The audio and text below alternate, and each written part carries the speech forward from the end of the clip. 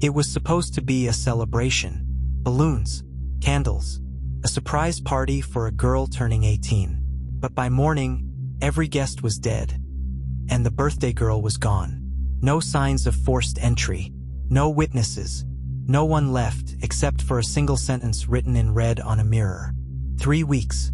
That's all the killer left behind. In today's story, we take you deep inside a case that stunned the nation. A seemingly perfect family, a joyous occasion, and a chain of events so meticulously planned, it took 3 separate investigations to unravel the truth. What started as a birthday surprise ended in cold-blooded execution. And the killer was someone they had once trusted with everything. Cedar Falls, Wisconsin, April 14, 2023.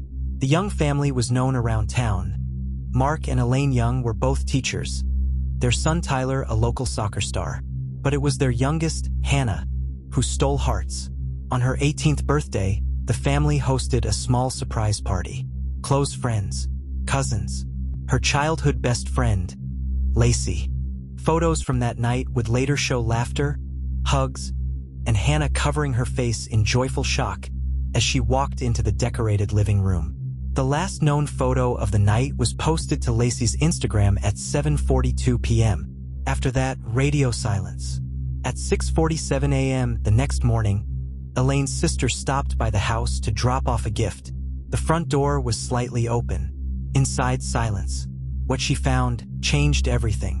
5 people, dead, execution style. Mark was found face down in the kitchen. Elaine strangled in the laundry room. Tyler shot twice on the stairs.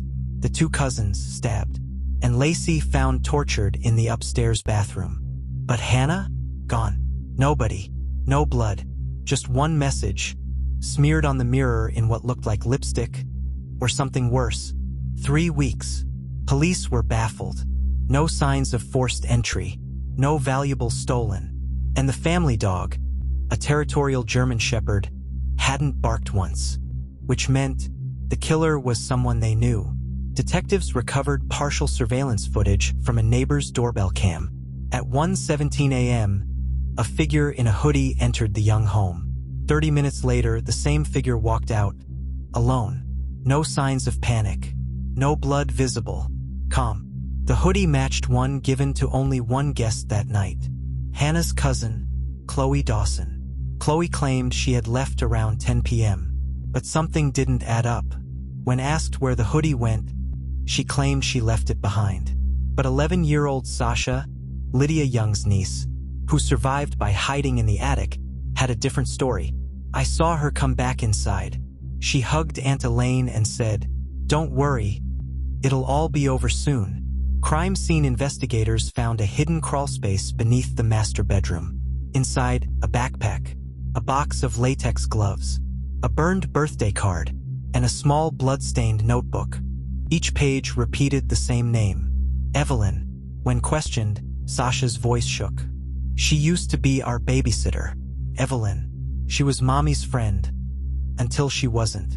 Evelyn Monroe, 27, former live-in nanny for the Young family.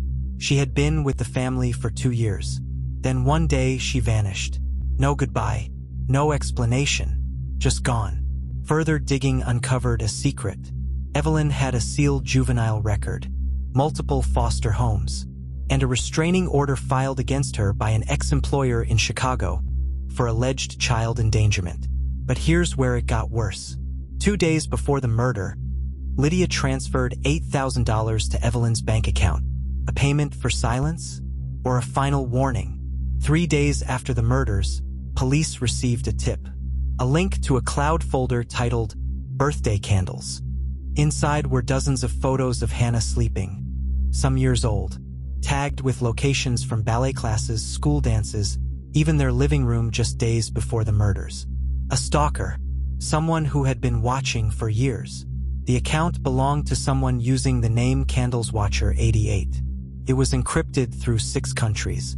But Lacey's recovered texts told a different story. She had recently received strange messages from Evelyn, who hadn't spoken to the family in months. When police traced the source of the messages, they were stunned. The IP address was linked to Chloe Dawson. Chloe Dawson and Evelyn Monroe had been more than friends. They'd been lovers, and they'd been planning something for months. Recovered messages. Chloe, you said she deserved to pay. She destroyed your life. Evelyn, she'll suffer, but you better keep your hands clean. But Chloe wasn't clean. Forensics recovered a second phone hidden in Chloe's apartment. Inside were a forged will, photos of Lydia's financial records, and a single audio message from Evelyn. You better hope Sasha doesn't talk, or we both go down. Chloe was arrested, charged with conspiracy, obstruction, and accessory to murder. But before the trial began, a woman was found dead in a motel bathtub in Montana. Facial injuries, no ID, a mirror message written in lipstick. This is what justice looks like. DNA suggested it was Evelyn. But then, the coroner found something strange. No fingerprints, surgical facial reconstruction, and dental records didn't match Evelyn at all. It was a decoy, someone pretending to be Evelyn, which meant Evelyn was still out there. Then came the bombshell. During Chloe's trial, an anonymous package was delivered. A USB stick labeled, "Happy Birthday." The courtroom went silent as the judge played the contents. It was Evelyn, alone, in a cabin. If this is being played in court, Chloe didn't listen. She always wanted to be the smart one. But the plan? It was mine. Lydia was my sister, half-sister. She stole everything. Our father's will, my life. So I took what mattered most. Sasha was mine, and one day she'll know that too. DNA confirmed it. Evelyn and Lydia shared the same father. Lydia had erased Evelyn from their family history. And when Evelyn became the family's nanny, under a fake name, she slowly inserted herself into their lives. It wasn't about money.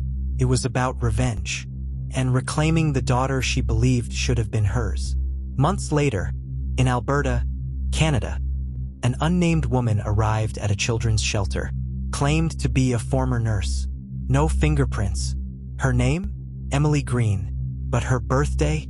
April 14th. Sasha's birthday. She vanished before police arrived. And at Sasha's school, weeks later, a postcard arrived.